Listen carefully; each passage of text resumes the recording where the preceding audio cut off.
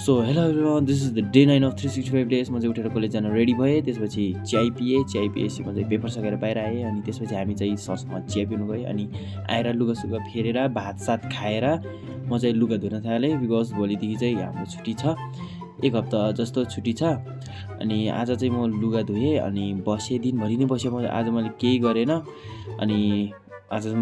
अनि आज फ्राइडे त पानी आउँथ्यो। अनि पानी थापेँ अनि भात पकाएँ, भात खाएँ। अनि मैले चाहिँ भात खाएर सकेँ। गाइस, म चाहिँ भातसात खाएर अब सुत्न लागेको होइन। अनि आजको लागि मिनिमम यति नै। आज मैले केही गरेन, आज घरमै बसेको, लुगा धोएर अनि सुन्तला खाँदैछु। भात खाइसकेँ। यो चाहिँ अलिकति के भन्छ त्यो लास्टमा खाने हो, त्यो खाएको क्या।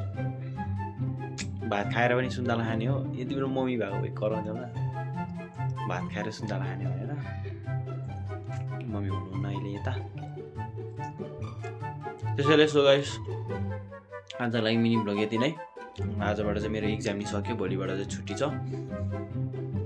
1 हप्ता जस्तो छुट्टी हुन्छ होला। अनि मिल्नेछौँ हामी भोलि डे 10मा। Bye bye guys.